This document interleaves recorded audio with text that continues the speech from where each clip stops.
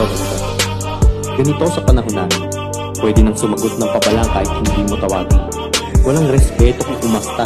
Disiplina kaunti na lang ang nagsasalit. Tama nga siguro yung sinabi ng lolo ko. Wala kayo sa panahon namin.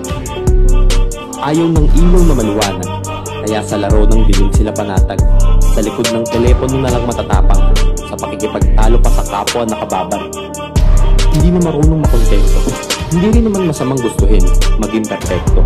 Pero sapat ba yung dahilan para bumaba ang pagpapakatao? Wala nang gustong magpakumbaba, bibig na walang mga preno. Hindi na bali pakasakit ng kapwa, basta masabi lang mga sentimento. Mga dila na hindi naturuan ng tamang asal. Mahabang pila ng karunungan, takot lang ang naging sagabal. Gusto ko sanang kamustahin si Inay.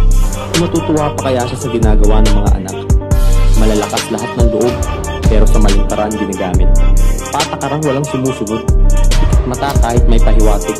Hindi na pantay ang mga katig, kaya kusang lulubog sa kaunting hawi. Wala nang sasagip sa kabahagi, kung hindi sasagi sa isip ng may-ari. Palagim ng palagim, malalim ng mga bangin, agawan ng lupain, pandaya ng palihim, matalas na patalim, sakop ng mga sakim, pag-asa ay dinggin kapos na sa aking paningin. Mga kabataang dapat maging pag-asa, parang kusinerong nawala ng panlasa. Walang handa sa oras na dapat ay isalang, laging dapa at kapos kahit sa simpleng paggalang. Kasi mataas na daw ang tinuring na pamantayan. Pero wala pa sila sa kalahati at nagmamaang maangan. Puro basura ang sagot ng mga nagtatapang-tapangan. Kung sino pa yung walang napatunayan, sila pa yung tunay na lapastangan. Ano, tulog pa rin? Ayaw pang magising? Mulat naman sa katotohanan, bakit hindi magawang pansinin? Kasi hindi rin alam ang sagot ng mga nagpapanggap na intelihente. Sa sobrang luma, nakakapagod. Walang tumalab kahit anong klaseng gamot sa mga inosente.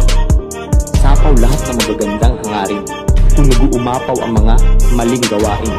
Paos lahat ng sigaw, kaya baliwala rin. Liwanag na tila kinakapos na sa hangin.